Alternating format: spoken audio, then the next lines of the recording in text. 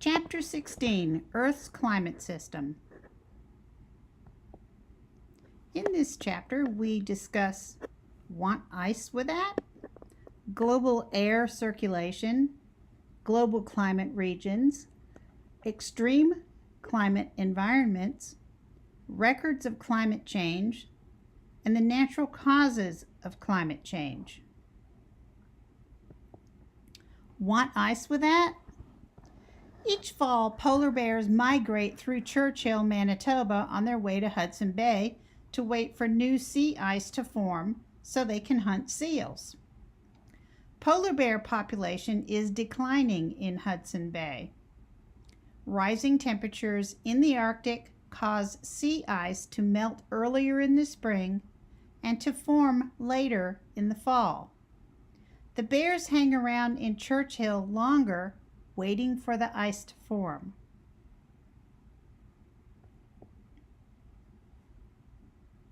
Who's in more danger, the tourist or the bear?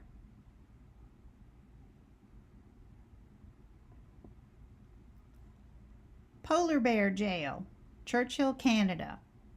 Polar bears that wander into Churchill are captured by the trap and placed in jail until Hudson Bay freezes over. Climate is a description of the weather conditions for a region averaged over several decades. The climate of every region on Earth has changed often. Shrinking glaciers are just one line of evidence of increasing global temperatures. Riggs Glacier in Glacier Bay National Park in 1941 at the top, and the same glacier in 2004. It's clearly melting. The Arctic is a prime example of a region that's recording climate change. There are many signs of climate change: the decline in polar bear population, the rise in average temperatures by 2 to 3 degrees Celsius. This temperature rise is more than double what is observed throughout the rest of the world. Shrinking glaciers and other ice masses, and the rising sea level and increased coastal erosion. There's a widespread and steady decline in Arctic sea ice over the past few decades. It puts cold water into Arctic Ocean. It could disrupt the oceanic conveyor belt. The worst case scenario: higher temperatures reduce the annual volume of sea ice, exposing more open water in the Arctic Ocean. Water has lower albedo, which absorbs more heat from the sun. The sea ice forms later in the fall and is thinner and not as widespread. It melts earlier in the spring. Here are satellite photos of the North Pole Arctic Ocean. The top one, taken in 1979, and the bottom one in 2012. There's a big difference in how much ice cover there is. Here you can see Arctic Ocean is open with no ice. As a matter of fact, recently cruise ships are even offering cruises through the passage. The process repeats. There's a positive feedback loop. Each time the environment is modified, it becomes less likely that the warming will reverse itself. The worst case scenario continued. The melting of ice changes density and salinity of the Arctic Ocean water. Freshwater input from Greenland further dilutes the salt content. The reduction in sinking water at northern end of the Gulf Stream can slow the conveyor belt. The temperatures in the North Atlantic can decrease with slowing of the Gulf Stream.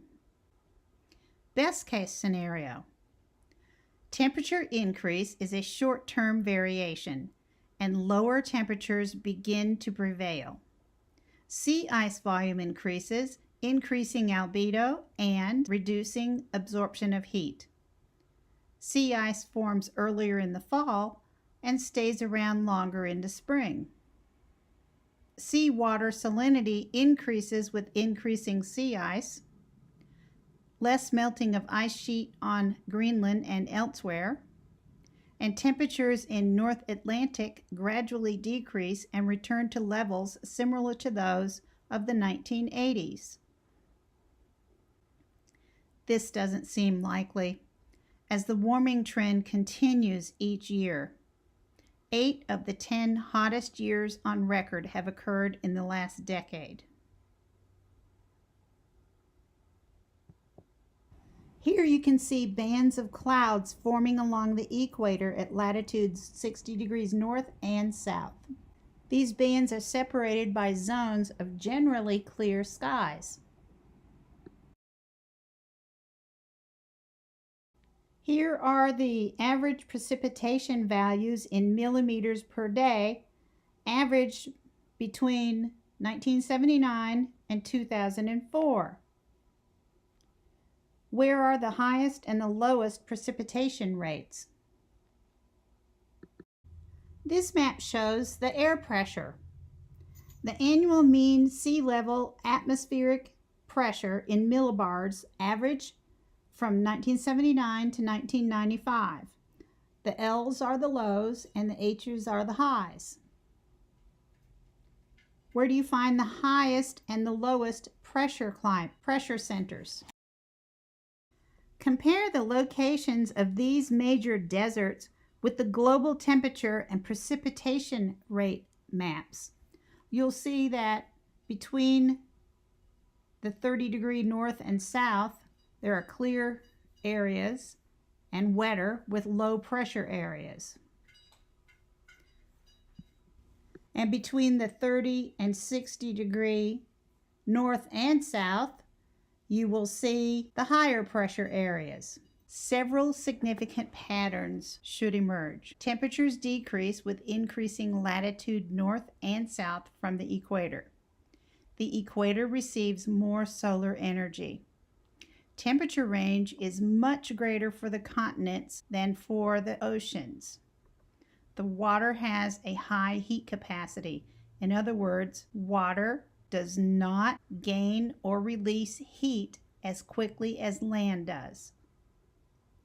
Clouds are concentrated in irregular bands parallel to the equator and latitudes 60 degrees north and south. And these latitudes also have high precipitation and low atmospheric pressure. Desert belts are located around 30 degrees north and south latitude.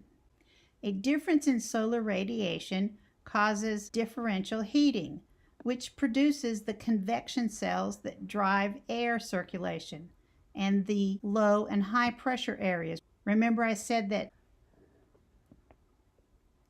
here it shows a generally larger convection cell where it rises at the equator and sinks at the poles. Air circulation rise at 0 degrees, the equator, and sink at about 30 degrees north. So it's rising and sinking. And here it's going in this direction. And here it rises at about 60 degrees north and sinks again at 90 degrees north, the poles. Just the opposite in the south, just the opposite in the southern hemisphere. The Earth rotates, complicates the system. Regardless of the rotation, warm, humid air expands and rises at the equator, which forms a low pressure system because the air is moving away from the surface. It's not pressing down. It forms a low pressure system and a nearly continuous band of clouds. The Coriolis effect deflects winds to the right in the northern hemisphere and to the left in the southern hemisphere. North moving air is continuously deflected east and is moving almost directly eastward by the time it reaches 30 degrees north, which is where the subtropical jet stream is located. The jet stream moves in the upper troposphere of speeds approaching 61 miles per hour. Descending air warms adiabatically, and its relative humidity decreases, which promotes desert formation. The trade winds are the prevailing surface winds deflected north and south at these areas of descending air. These are the global winds. The Hadley cells are the continuous convection cell formed by columns of rising air and descending air connected by north and south moving winds. The polar cells are anchored by a column of descending air in the polar regions. The Ferrel cell, the mid-latitude convection system, separated by thermal circulation cells. Not as well defined, but they are modified by mid-latitude cyclone formation. Atmospheric circulation can be divided into 3 convection cells in each hemisphere. These bands of wind are often disrupted by variations in topography, especially in the northern hemisphere. Of course, there's more land in the northern hemisphere than in the southern hemisphere. Jet streams are present near the top of the troposphere. Winds in the core of the jet streams can reach speeds of more than 195 miles per hour. Here's the polar jet stream. It goes up and down. The subtropical jet stream, which is below the line of 30 degrees north. And here's 0. This is the equator. 30 degrees south and 60 degrees south. Climate regions are differentiated by their temperatures and precipitation and their resulting vegetation. A tropical climate region is hot and wet, and it's in the equator. It's about 1/3 of the Earth's surface. A dry region, arid and semi-arid deserts and steppes, grassland. Evaporation exceeds the precipitation. The true deserts have little precipitation. Warm temperatures. A humid subtropical area may have dry summers, average temperature of warmest above 50 degrees Fahrenheit. The coldest month would be below 64 degrees Fahrenheit. For example, this would be New Orleans area. Cool temperature region, a humid climate with long winters and mild summers, like Flint, Michigan. A polar climate region would be no true summer. The warmest month average would be below 50 degrees Fahrenheit, and it would be always cold. This would be areas like Barrow, Alaska. Another climate region is the highlands. Lower temperatures and more precipitation, substantial variation. For example, Sierra Nevada mountains in California, where the annual precipitation is 67 inches. This classification system uses average monthly temperatures and precipitation and total annual precipitation. Averaging can cause microclimates to be missed. Here's a map of the global climate regions. The tropical areas are green, the dry areas are yellow, the warm temperatures are orange, the cool temperate are purple, the polars are teal, and the highlands are a light orange.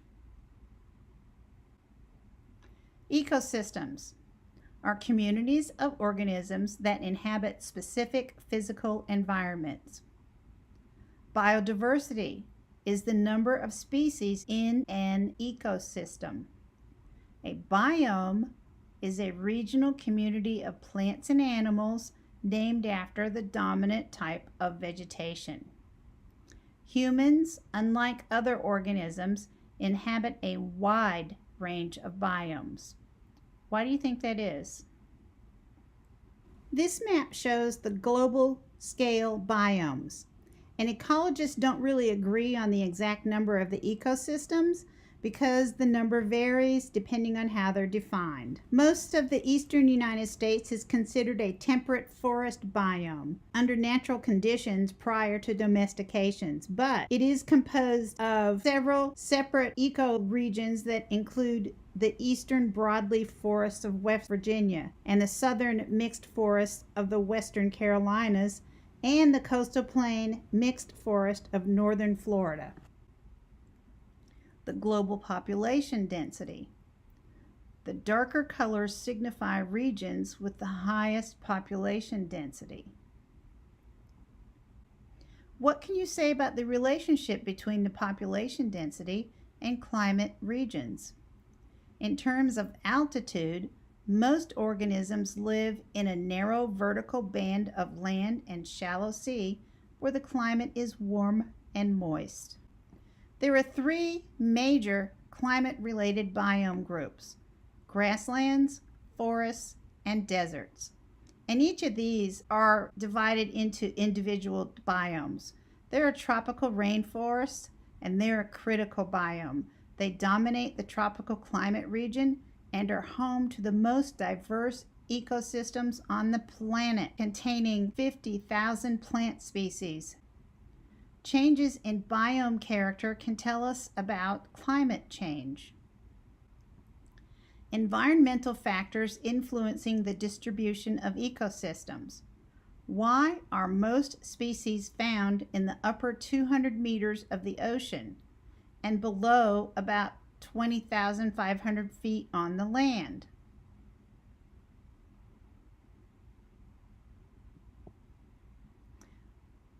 Biogeochemical cycles. Biomass is the amount of organic matter in an ecosystem. Plants account for 99% of all biomass on Earth. The major elements of the Earth system that pass through the biogeochemical cycle include carbon, nitrogen, oxygen, phosphorus, and sulfur. Plants are producers and animals are consumers. The food chain transfers energy between organisms within an ecosystem. Nitrogen, carbon, oxygen, hydrogen, phosphorus, and sulfur make up 95% of the materials in plants and animals. What makes an environment extreme? Exceptionally high or low temperatures and/or lack of precipitation. Where on this map might you find an extreme environment? Extreme environments have reduced biodiversity, low population densities. They fall within the dry and polar climate regions. Greenland and Antarctica represent the world's largest accumulations of ice and snow. A glacier is a long-lived mass of slow-moving snow and ice on land. The Antarctic landscape. A climber on her way to Mount Vinson, the highest peak on the continent. The continental glaciers or ice sheets form at polar latitudes. There are alpine glaciers, and these are found at the high elevations in mountainous regions. Glaciers move and can tell us something about climate change. Alpine glaciers are more susceptible to climate changes. Individual alpine glaciers may last for decades or up to thousands of years.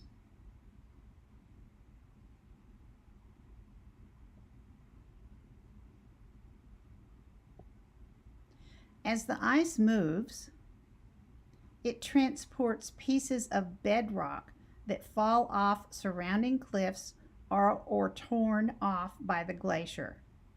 Snow falling on the glacier is compacted into ice crystals that contained trapped air bubbles.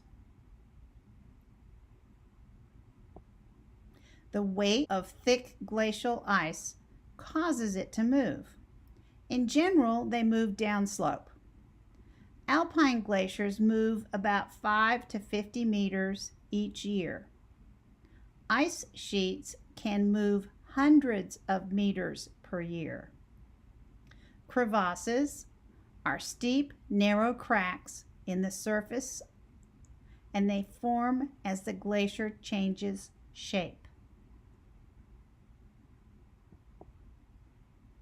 Glaciers are composed of layers of ice.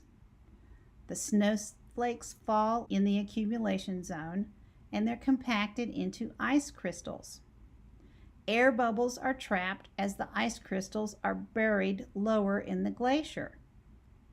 The tiny air bubbles preserve a record of atmospheric composition at the time of their formation.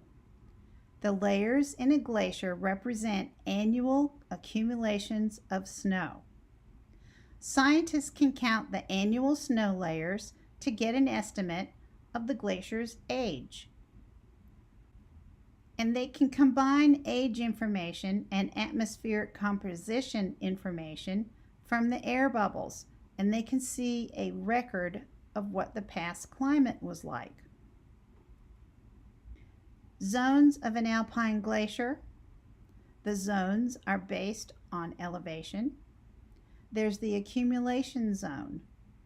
The higher elevation, the thickest part of the glacier. The addition of snow exceeds the loss by melting. The ablation zone. It's lower, thinner zone where the seasonal snow melts cause thaw of underlying glacial ice.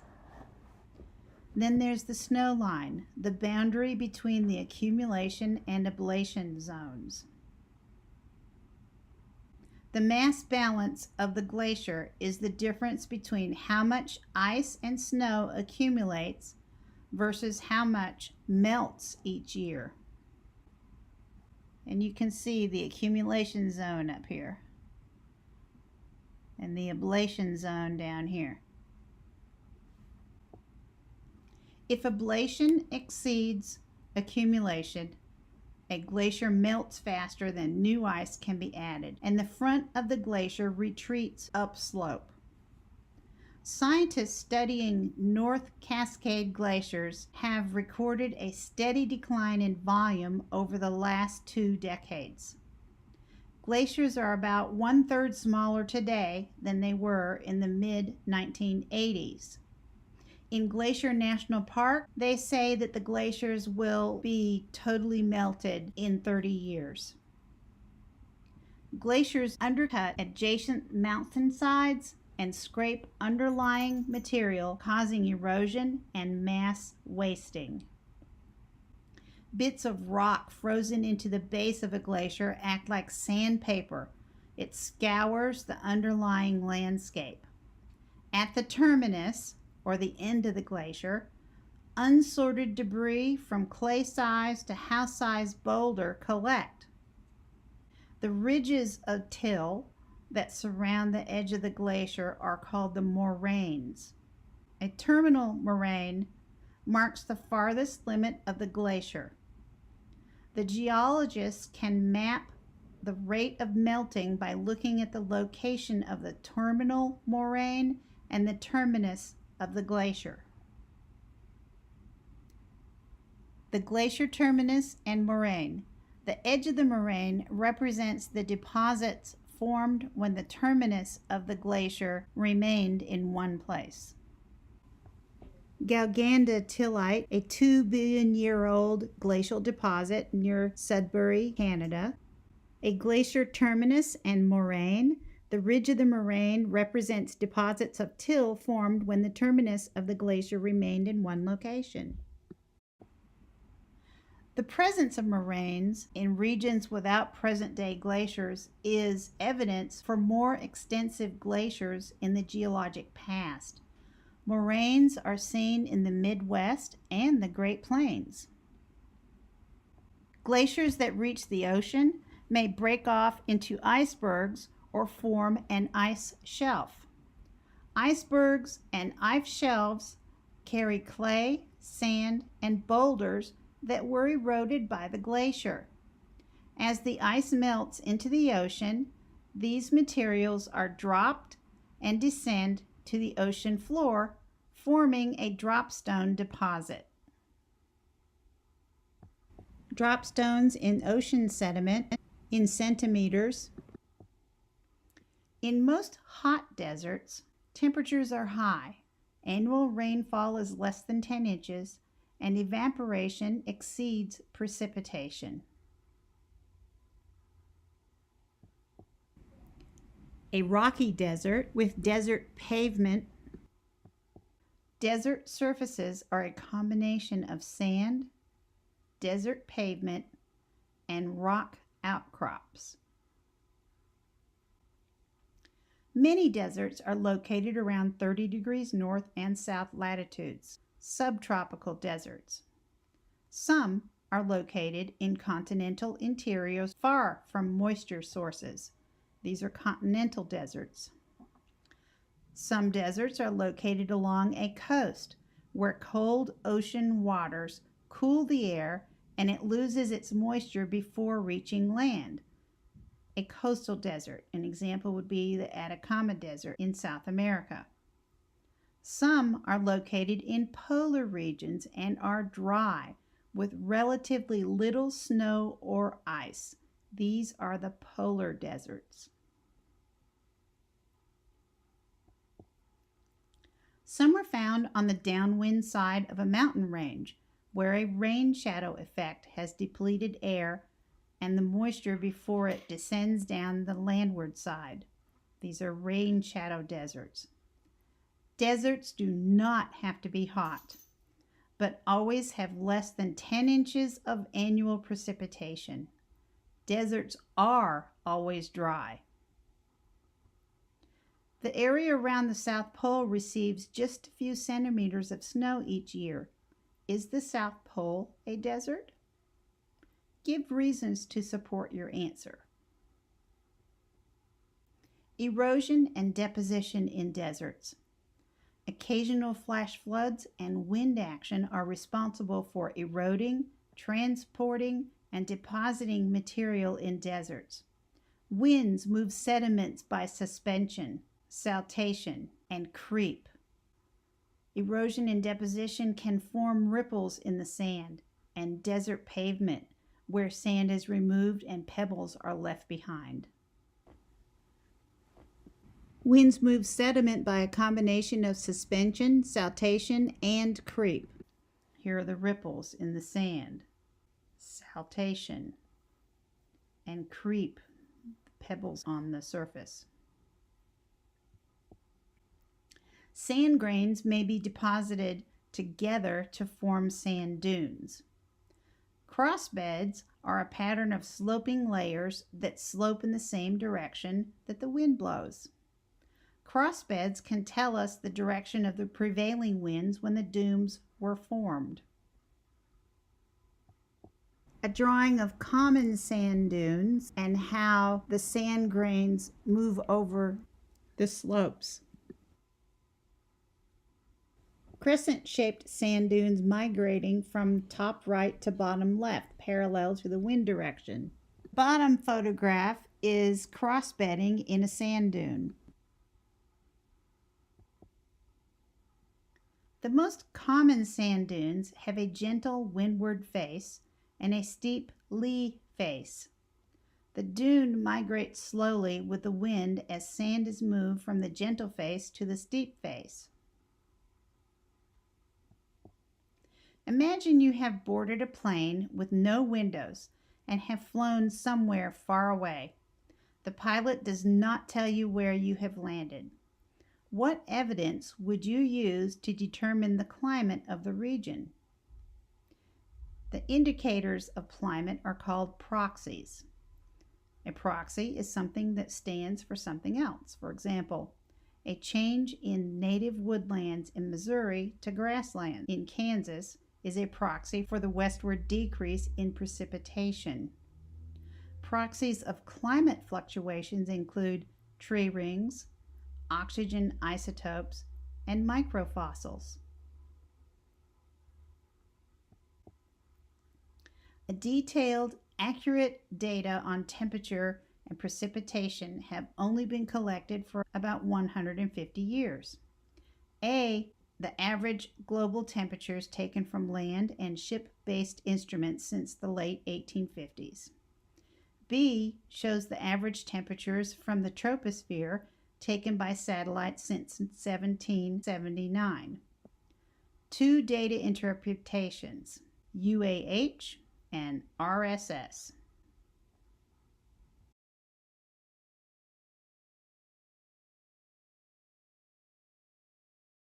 What trend do you see on both graphs?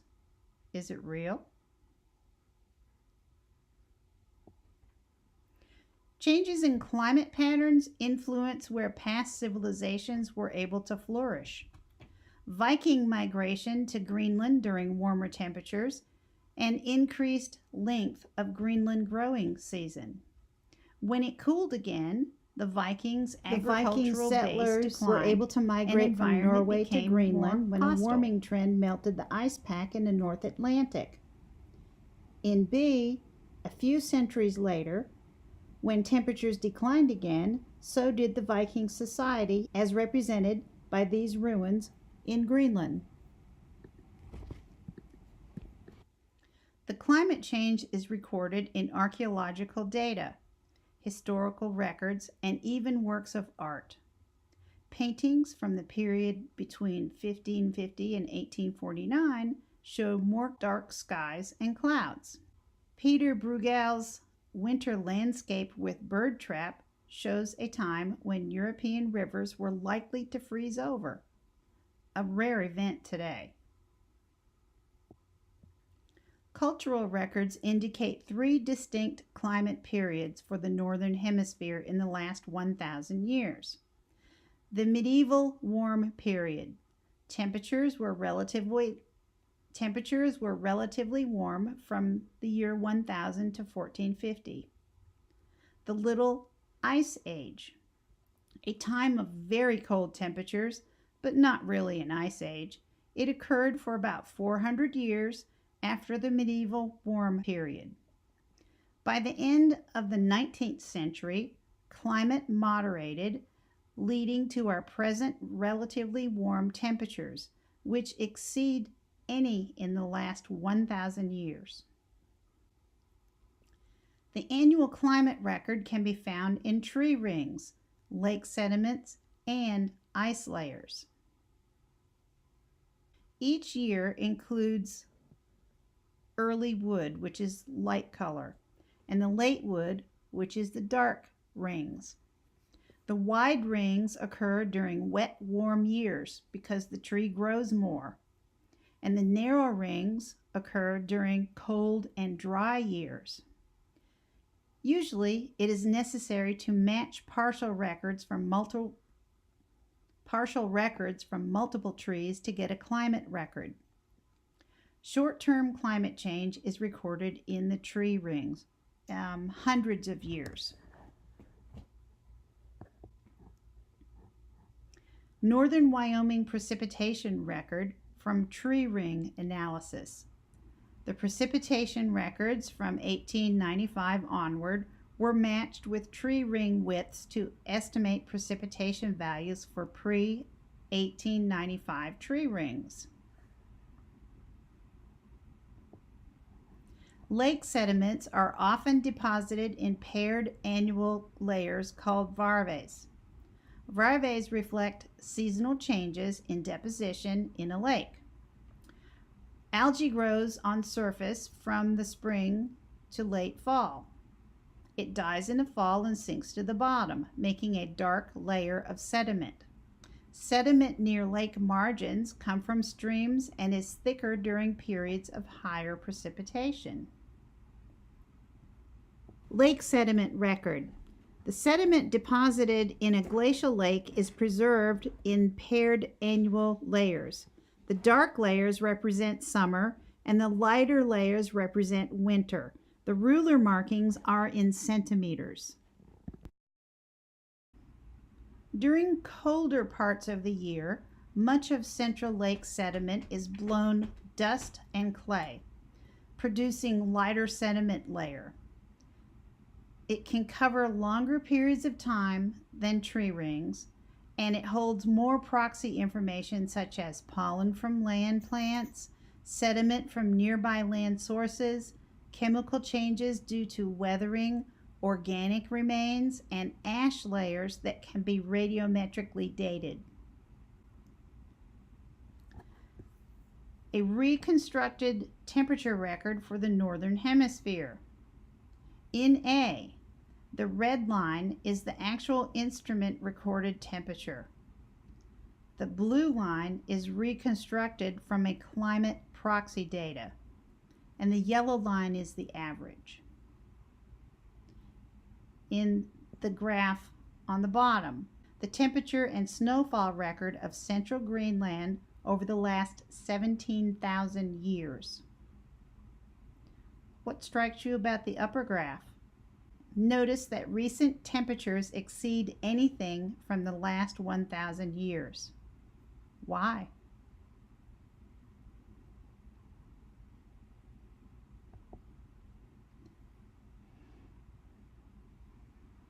The thickness of ice layers is related to temperature and directly tied to precipitation. Yearly layers can be observed, counted, and studied for climate information. Oxygen isotopes serve as a proxy for long-term climate change.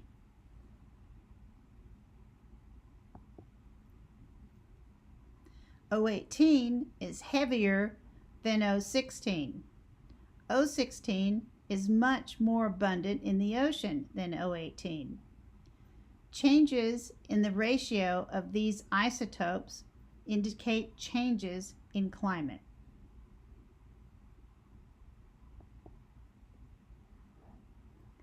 The lighter O16 isotopes evaporate with seawater and are returned to the ocean through precipitation and runoff.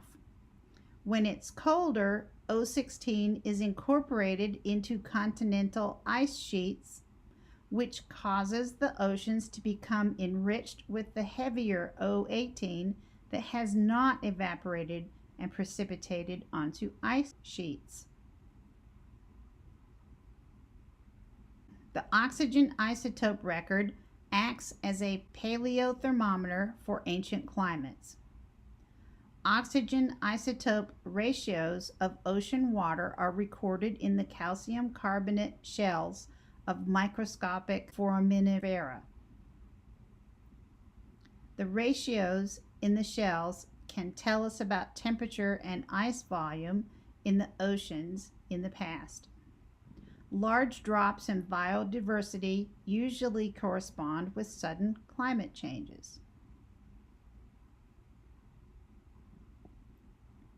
These are the shells of the microorganism foraminifera. Individual shells are less than 1 millimeter across. Climate records indicate that the Northern Hemisphere experienced glaciation during the last 2 million years. There was lower sea level, a land bridge between Siberia and Alaska.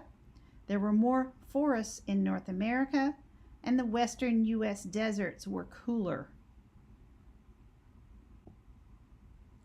North America was dominated by a 3-kilometer thick continental glacier centered over Canada. The last ice age is divided into cold glacial intervals and warmer interglacials. Temperatures during the glacials were at least 9 to 18 degrees Fahrenheit colder than today. Based on the length of interglacials, we are about 10,000 years away from entering another cold glacial interval. What trends do you notice on the above graph?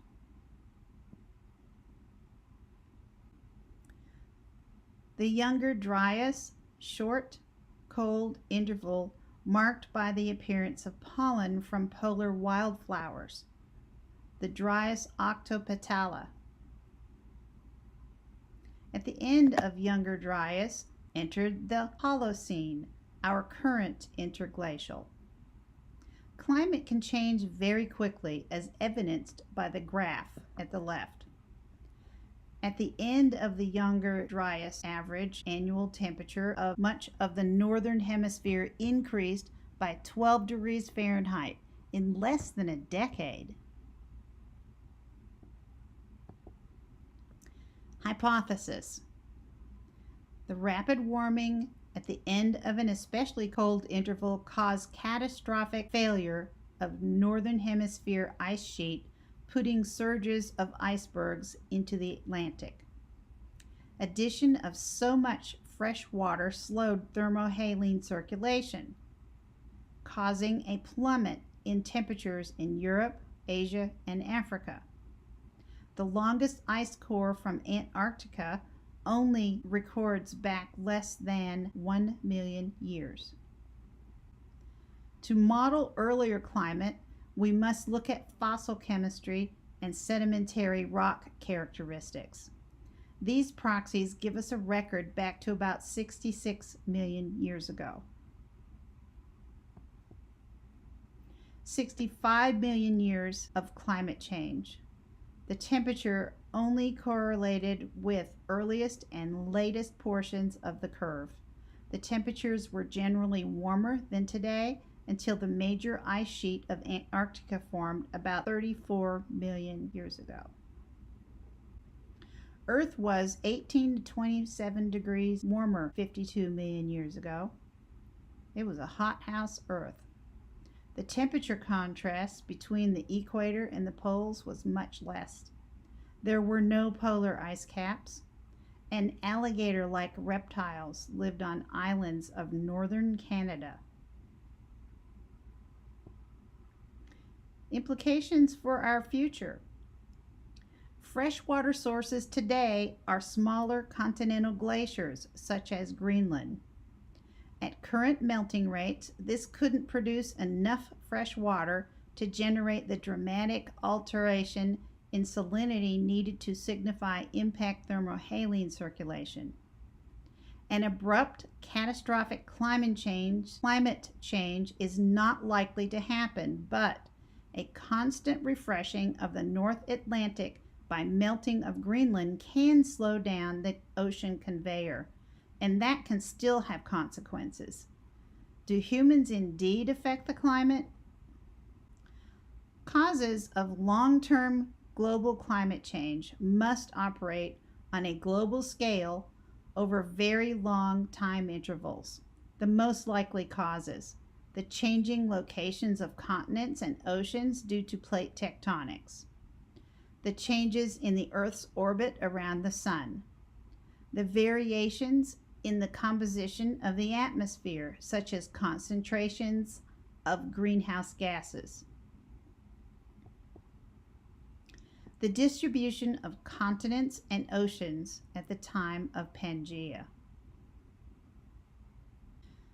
The last three major ice ages have occurred when large land masses were located near one or both poles. It must be land near poles to build up long-lived continental ice sheets. Having land masses near the poles isn't enough by itself to create climate changes. What else might be important? Recall that water carries a lot of heat around the globe. Ocean circulation patterns can impact climate. Examples: the closing of the connection between North and South America about 3 million years ago. Strengthen the Gulf Stream, warmer water to North Atlantic region, greater evaporation and precipitation in the form of snow, greater albedo and less melting of the northern glaciers, leading to the long-term formation of ice caps. The separation of South America and Australia from Antarctica about 34 million years ago.